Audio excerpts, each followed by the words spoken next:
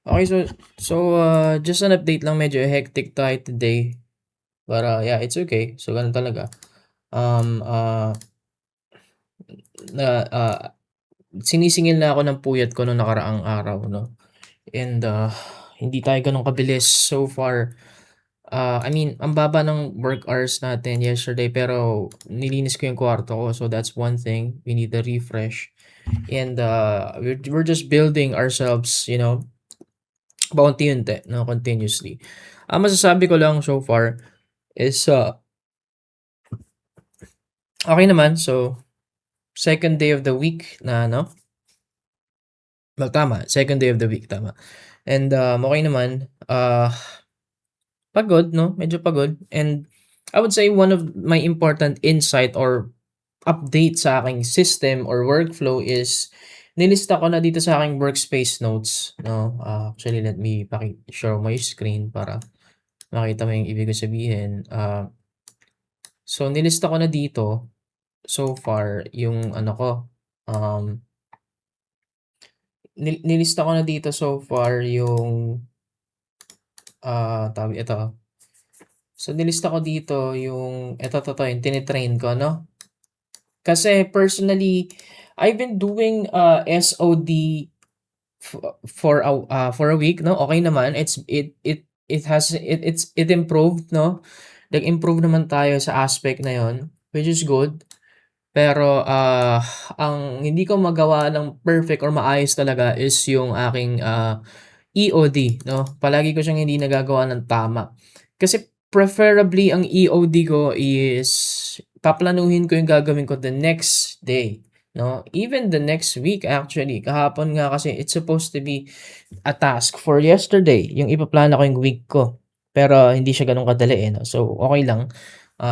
Hopefully next, or this 'pag natapos ko na yung mga urgent tasks, 'no?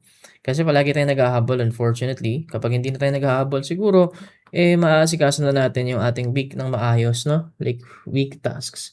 Pero again, we're still improving, so it is a good thing, 'no?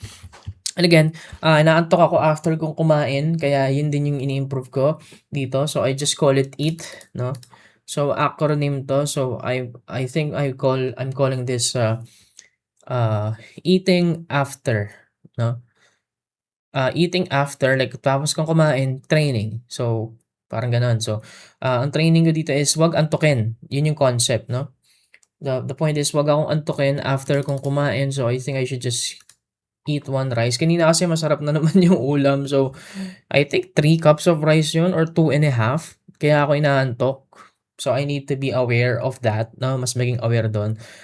Hindi ako nag-overeat, pero medyo overeat na rin yung kung tutuusin, eh, 'no? I just need to be aware of that na unfortunately nadadamay yung productivity natin. Like it took me 30 minutes or an hour para makapag-recover, nakakaantok, 'no?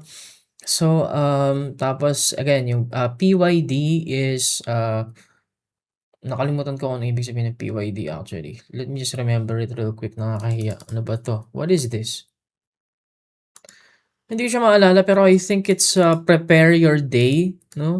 Ayun lang ang pumapasok sa isip ko subconsciously. So, maybe it's because it's almost like a part of EOD, eh, 'no? Siguro para siyang subtask or like parang, parte siya ng EOD, which is I need to prepare my day. So, that might be it, 'no? I don't know. I just forgot about it.